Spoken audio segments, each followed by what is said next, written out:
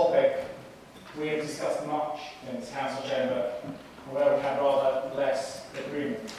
And judging by the recent general election campaign, an issue where the opposition continues to persist in seeking to mislead the people of this borough. To be clear, what I'm highlighting in proposing this motion is that the Conservatives in this borough have been, in their public position, and continue to be, the key problem, clearly close to the central government on this issue, and supporting the disingenuous words of government into the position outlined in this motion.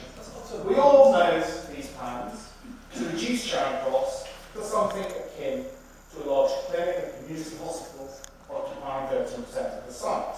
That's despite many semantic twists, uses of evasive language and weasel words at times.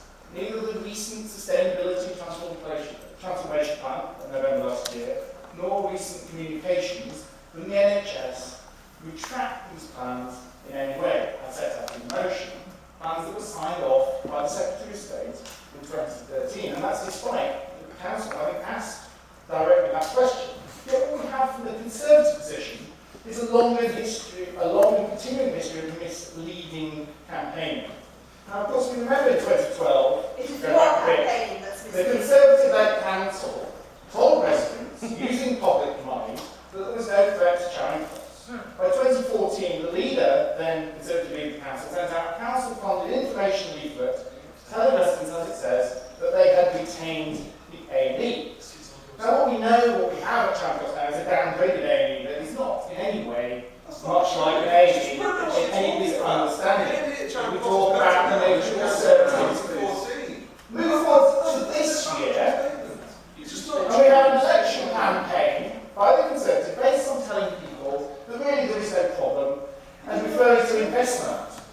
Councillor Dewhurst, who's the Conservative candidate, sent out this letter leaflet, which does have an imprint, well, I'll come to that in a minute, making no mention of the plans that we're talking about, but really highlighting a very vague and undefined commitment to some investment in a hospital.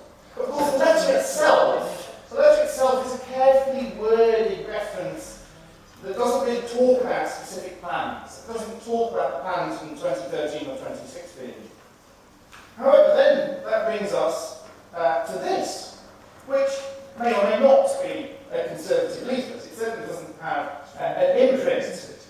We, the Labour Party, received communication from residents at End alleging that Conservative activists were delivering this, and it certainly was delivered in a number of other wards. The Labour Party wrote to the chair of the Conservative Association, who, as it happens, is the current new leader, complaining about this leaflet. They haven't received a response, so perhaps the leader now enlighten us on this issue. What it says, it's the same letter in Councillor Dewhurst's mail, but it has writing on it, particularly here, which it says Labour have been lying to us.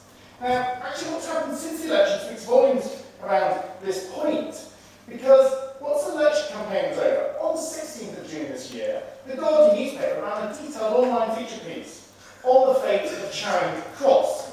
Within an hour of it being published, the Department of Health insisted the piece was withdrawn, and the proposals in question are exactly that, proposals.